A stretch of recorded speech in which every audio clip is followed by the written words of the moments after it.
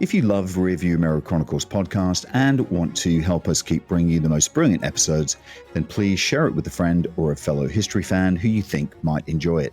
Thanks for your support, and I do hope you enjoy this episode.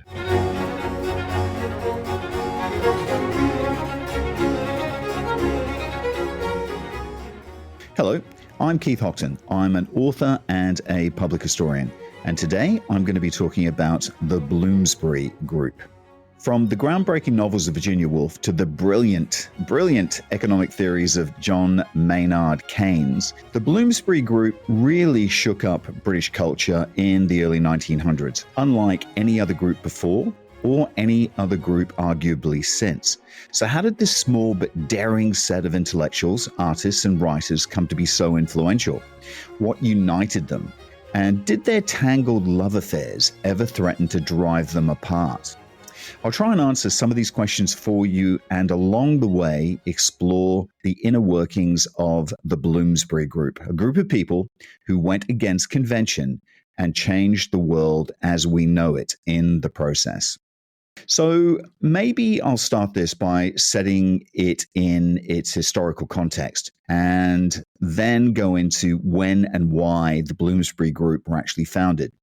It was effectively a group of people who came together to simply talk and have what they called in those days in England at homes, meaning effectively a gathering of people in a social setting in the privacy of one's own home, effectively where they could exchange ideas and views without being, criticized from the outside world.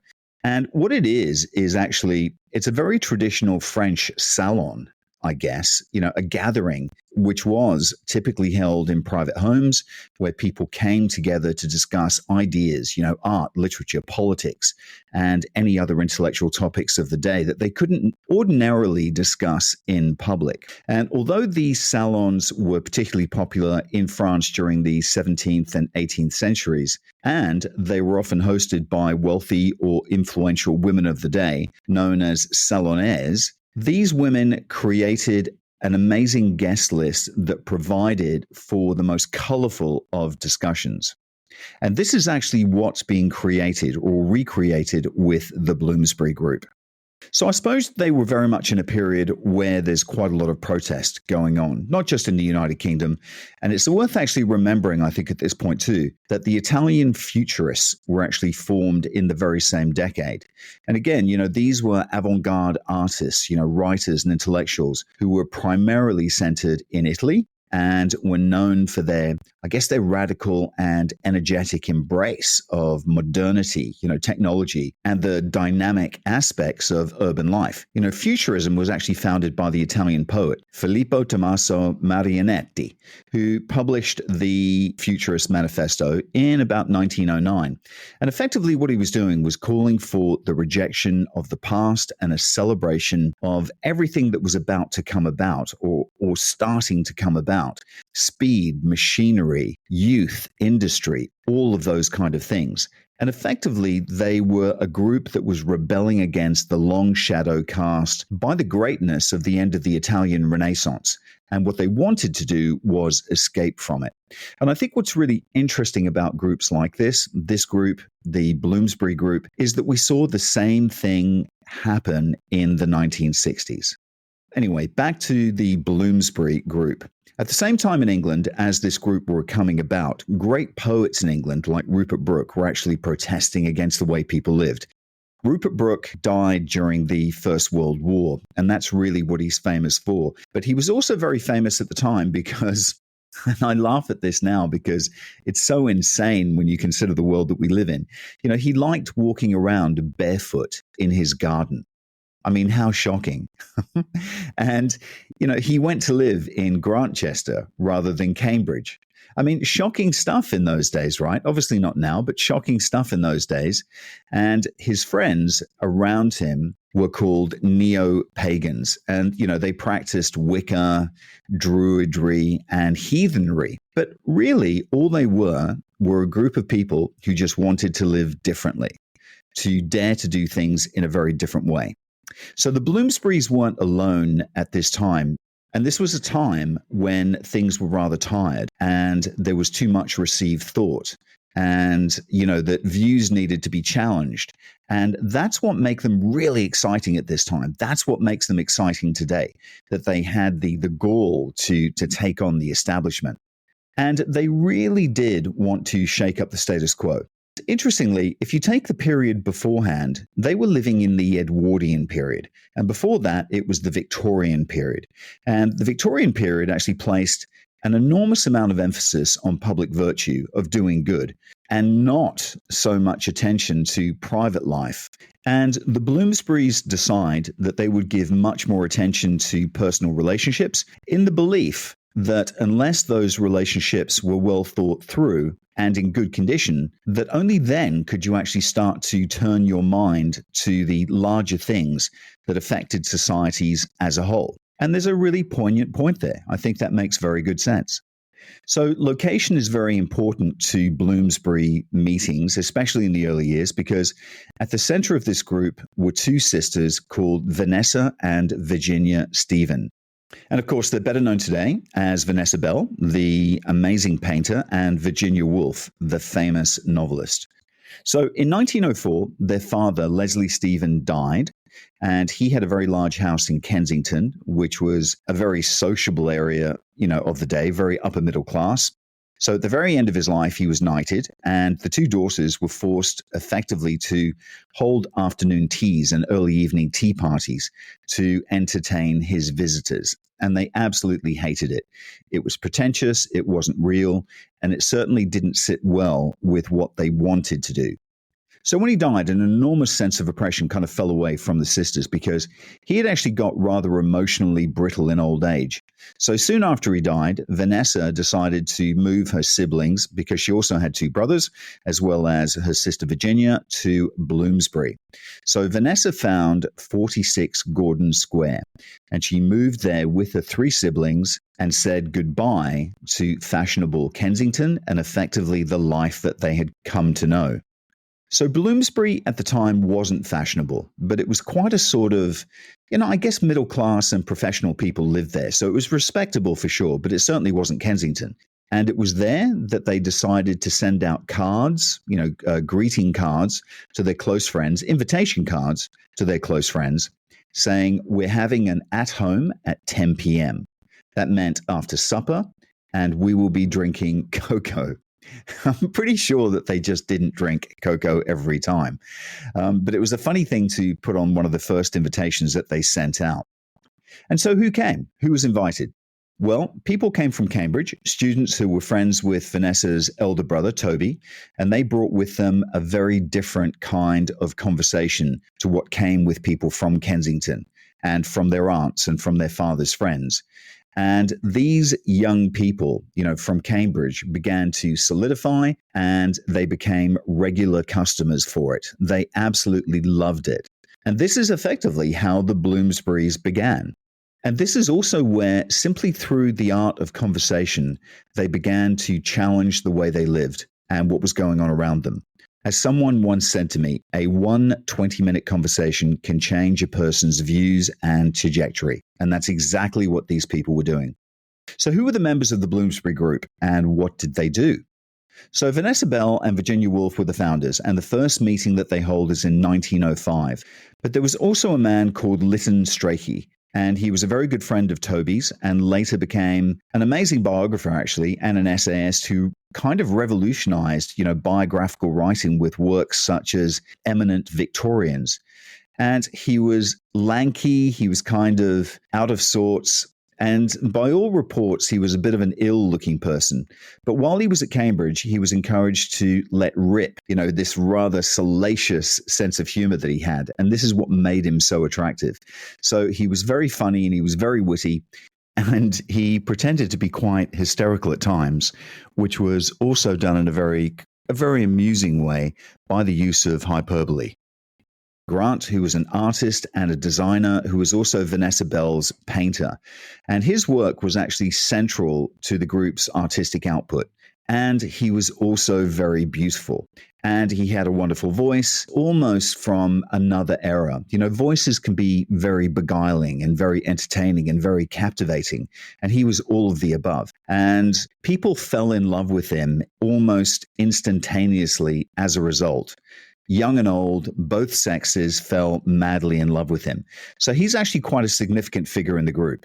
Then there is Maynard Keynes, John Maynard Keynes, who went on to become probably the most prominent economist that Britain has ever seen, whose ideas fundamentally changed the theory and the practice of economics. Unbelievable man. And he was actually a significant intellectual and an influence within the group. And much, much later, Prime Minister Margaret Thatcher said of him, Keynes must surely be the only man to have got away with writing a book, which was actually called The General Theory, in which the index does not include the words supply and demand. Margaret Thatcher absolutely hated him, but he was an absolute genius. So this mix of a group got on extremely well. Other members were E.M. Forster, the novelist who was known for his works like A Passage to India and Howard's End. He was actually very closely associated with the group and, of course, shared their liberal and humanistic values.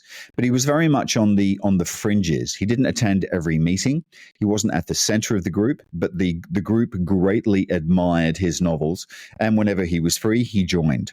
Quentin Bell, who was the son of Vanessa and Clive Bell, I suppose that makes him Virginia's nephew. He would go on to be an art historian and a biographer. He was also on the fringes, but also part of the group. Clive Bell, his father, was another friend of the group. He's from Cambridge. He was the one that came probably from one of the wealthiest families.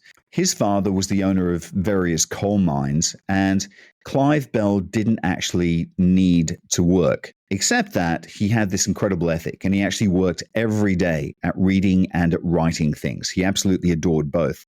And of course, the group all believed in work as being a very important vehicle to channel through, because work actually allowed you to discover a little bit more about yourself as well about the world. And Clive Bell was actually known for his advocacy of formalist art theory. He was famous for it at the time. Another really eccentric member of the group was Saxon Sidney Turner. And he was very much in the middle of it in the early days because he was actually with them from the start all the way through to the First World War. And he would quite often just turn up on the doorstep of Vanessa without any invitation or for any reason whatsoever. And of course, he would be let in. He was that interesting a character. And he always stayed the longest, sometimes staying for close to 16 hours without actually saying hardly anything at all. But when he did talk, he was passionate about music, and he could remember almost every opera that he'd ever seen. He could remember who sang in that opera, right down to the minor stars. And not only that, he could also remember the date and where they performed. So he's rather interesting, but he's very quiet. Later in life, he actually got a job in the Treasury, and he's very famous for doing absolutely nothing at all. And people talk about him that he actually does nothing at all. And then suddenly he just seems to disappear. Roger Fry isn't an early member attending the first meetings and probably joins the group in about 1910 when they were a very solid group. He was actually great friends with Toby Stephens, Vanessa and Virginia's brother. And by the time that he joins, they're a very dedicated, close group. But they clearly see something in Roger Fry and they're more than happy to let him join. Sadly, what happens very soon after that is that Toby actually goes on holiday to Turkey and he comes back seriously ill with typhoid and he dies very soon thereafter. And the loss of this young man is felt by the entire group as a whole, as one unit. And this greatly affected the two sisters, as you can imagine. So the group continues and they're even closer now, and they gather around these meetings in a way that would probably now be described as undissolvable. So Roger Fry came slightly later, as I said, because although he'd met briefly with Vanessa Bell beforehand, he didn't properly meet the group until about 1910, January 1910, when he was actually standing on a Cambridge railway station. very close to Clive Bell and Vanessa Bell, waiting for the same train. And what then happened was a conversation developed, and they then talked nonstop all the way from Cambridge back to London. Amazingly, later that year, under much criticism, he actually mounted the first post-impressionist exhibition in Britain called Monet and the Poet Impressionists. And keep in mind, guys, we know these post-impressionists very well now, but back then they didn't.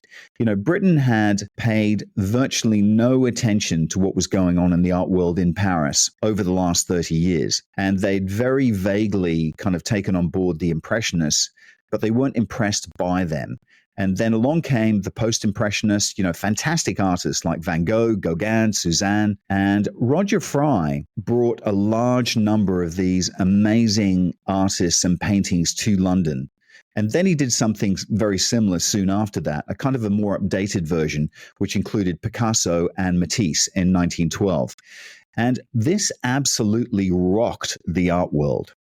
The English had never seen anything like it, and it effectively made English ideas of beauty seem completely out of date.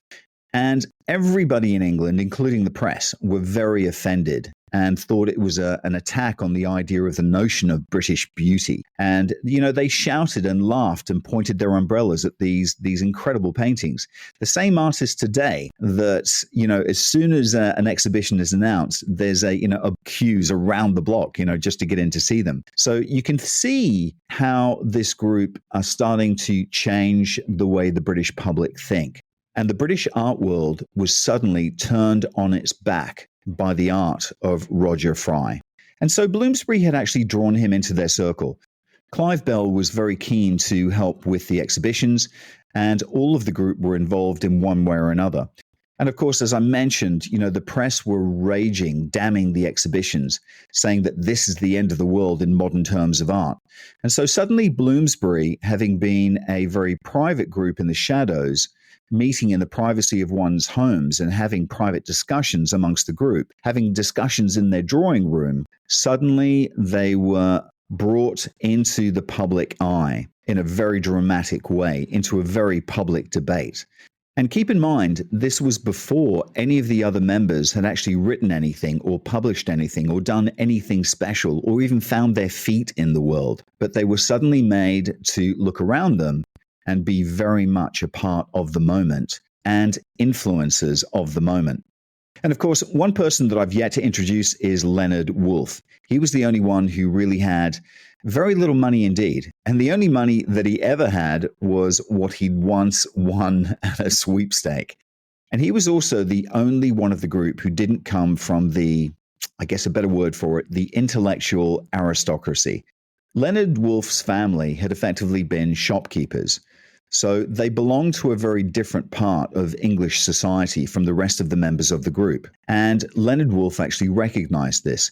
And for many years, he actually said that the rest of the Bloomsburys could actually arrive at ideas and thoughts that he never could, because they had inherited something, a mental inheritance, if you like, an intellectual inheritance that he automatically didn't have.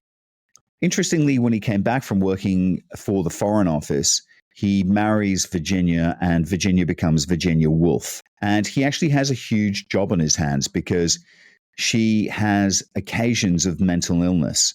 He basically had to take charge of her. But he also wrote and founded the Hogarth Press, which eventually became a really serious and quite large publishing house.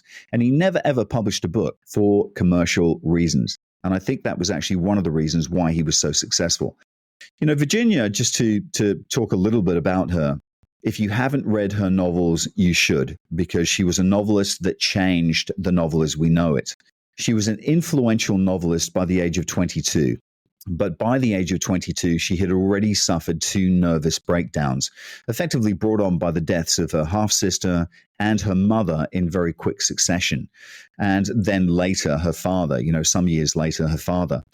Sadly, her struggle didn't end there. And she, all the way through her life, fought off numerous bouts of depression.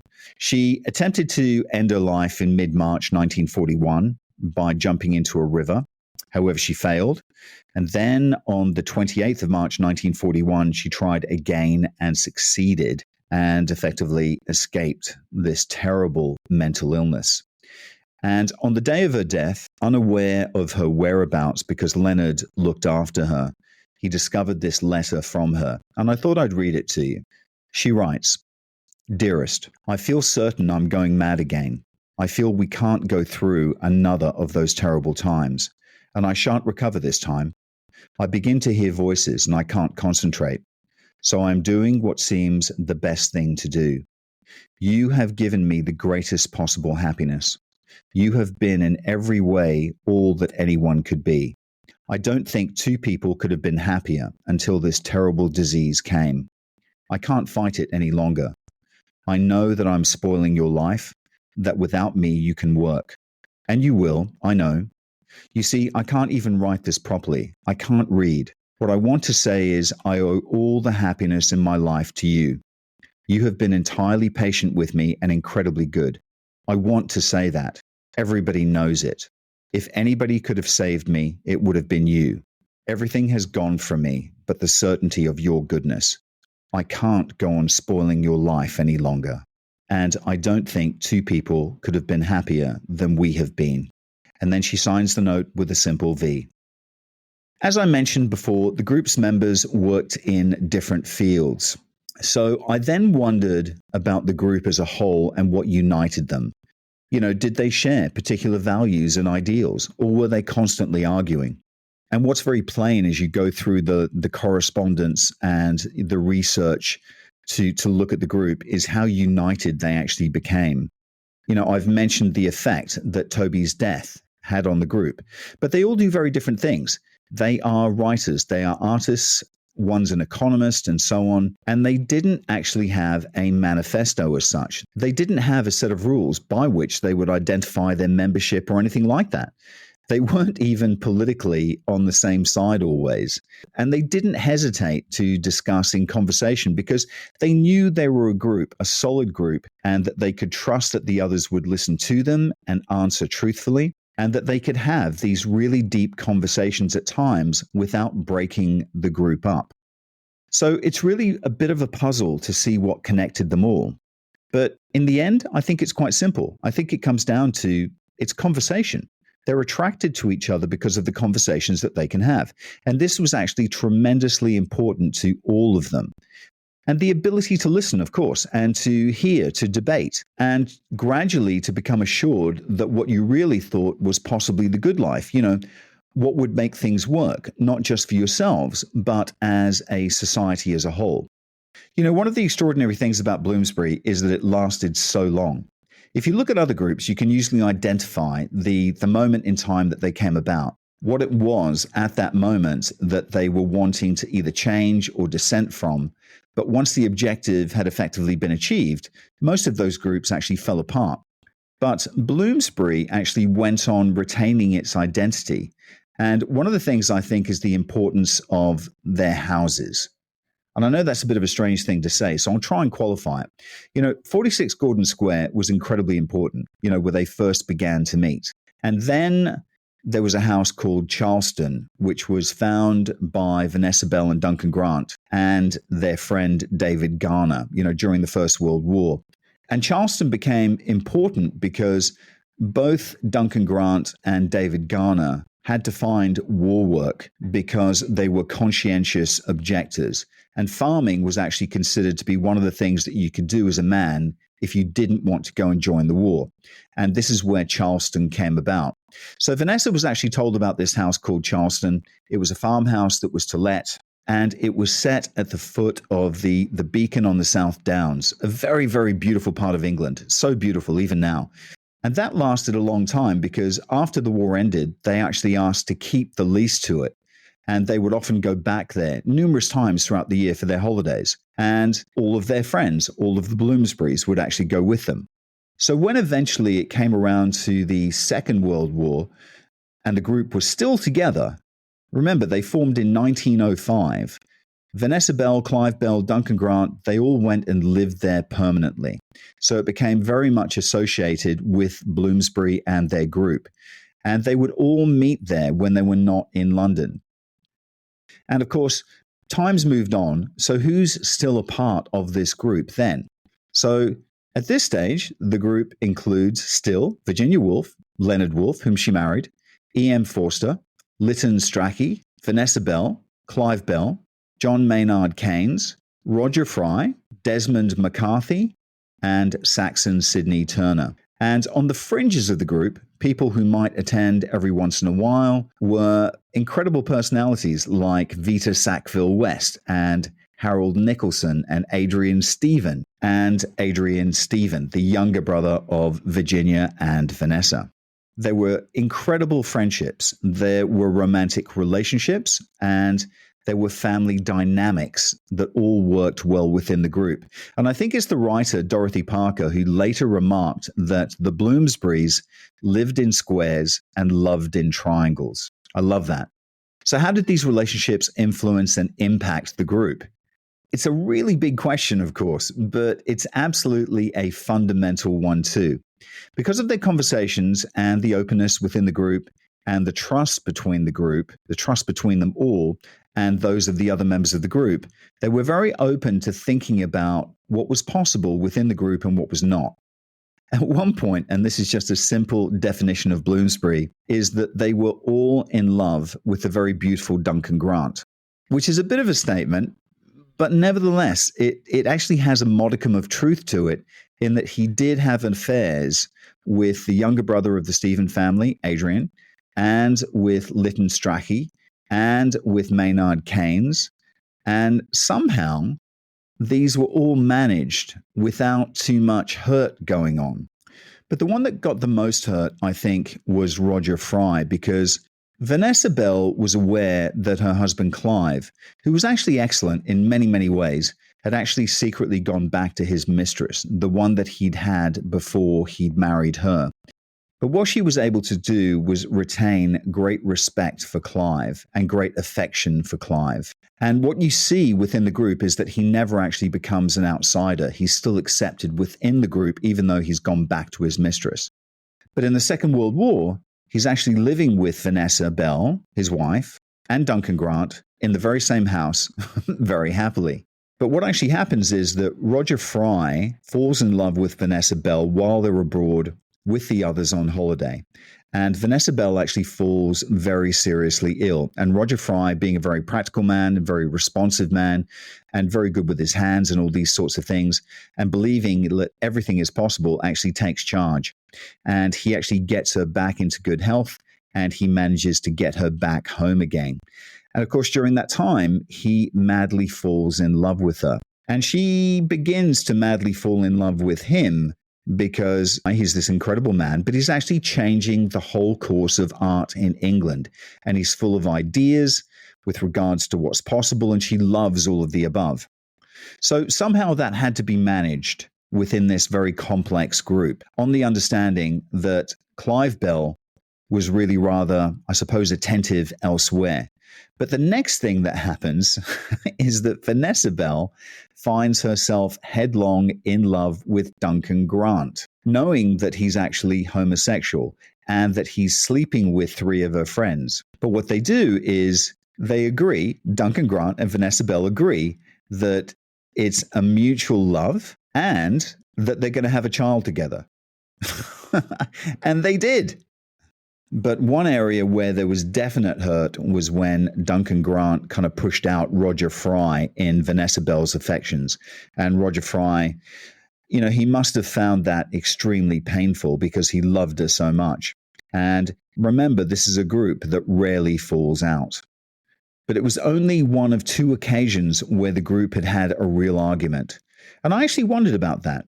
The other moment when there was a definite falling out within the group was at a dinner during the First World War, when John Maynard Keynes was working for the Treasury and effectively obtaining money from America to finance Britain within the war that was going on, the First World War.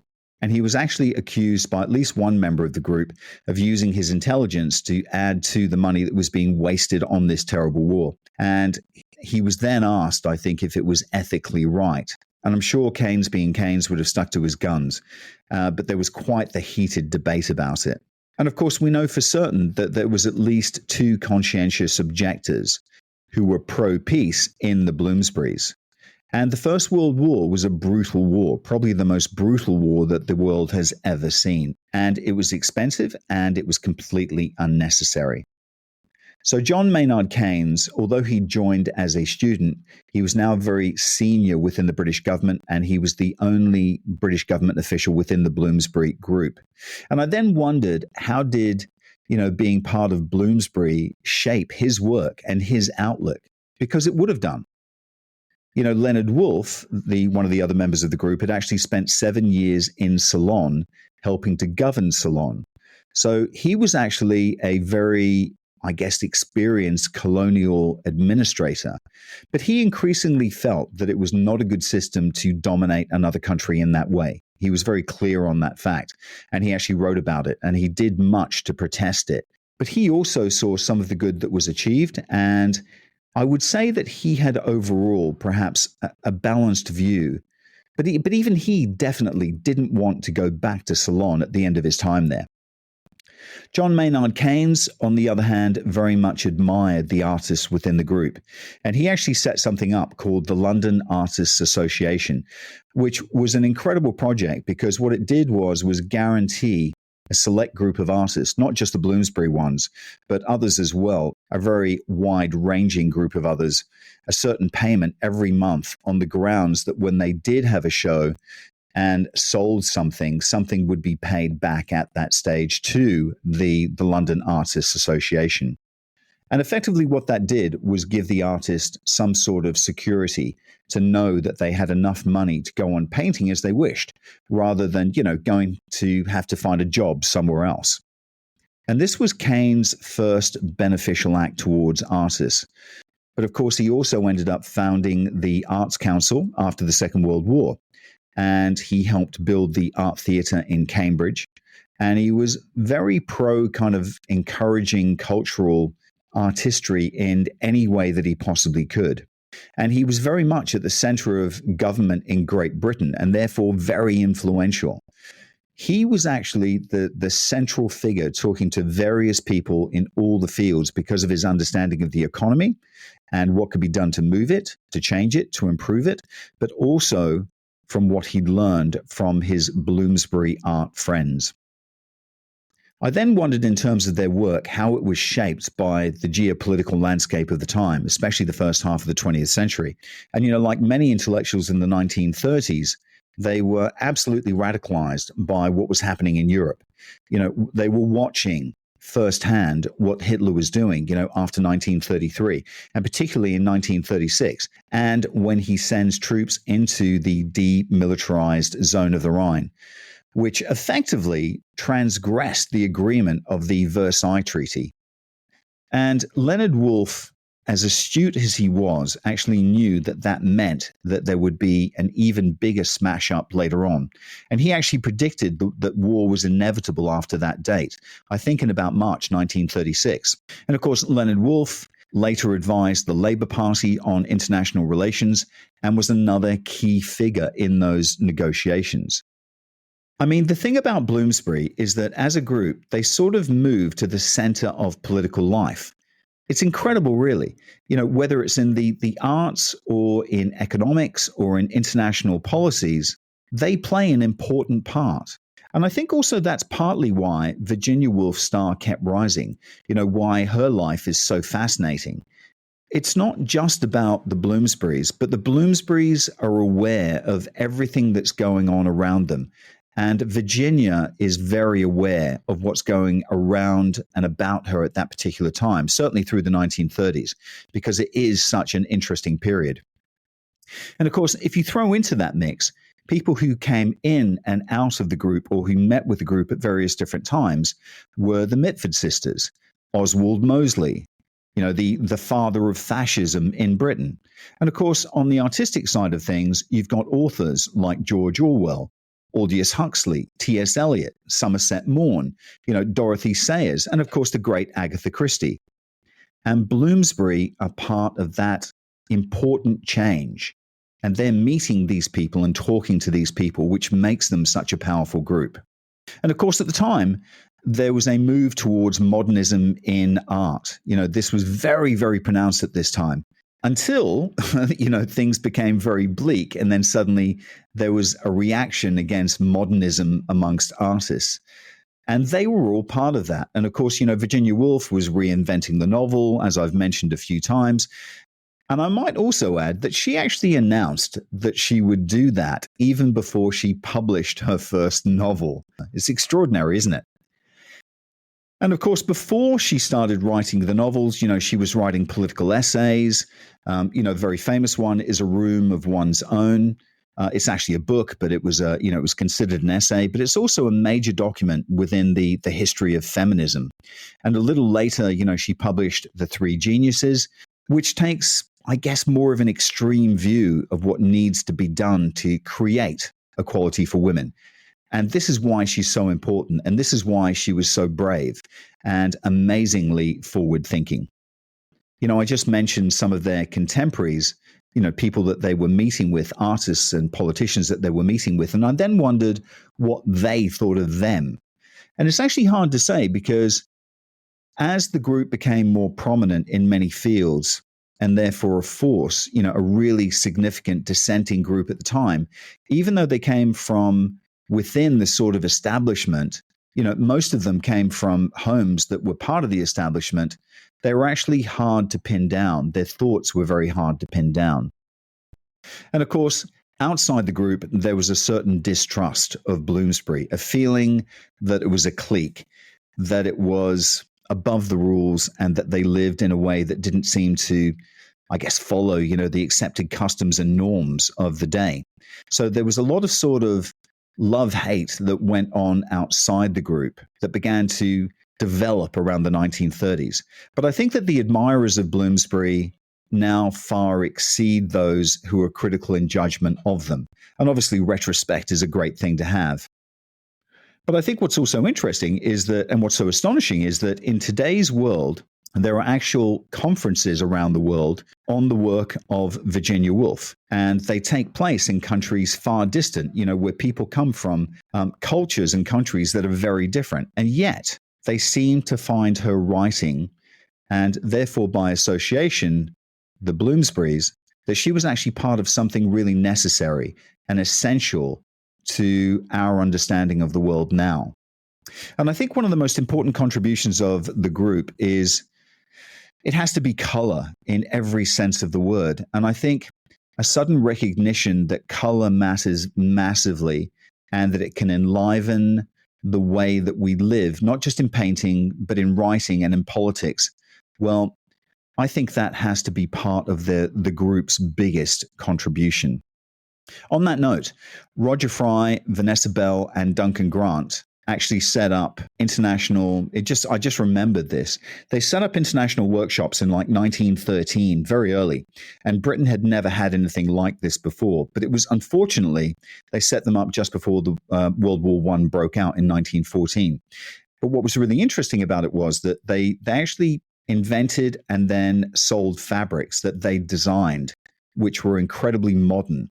And they really pushed guys like William Morris. He was an amazing textilist and fabricist. Is that a word, fabricist?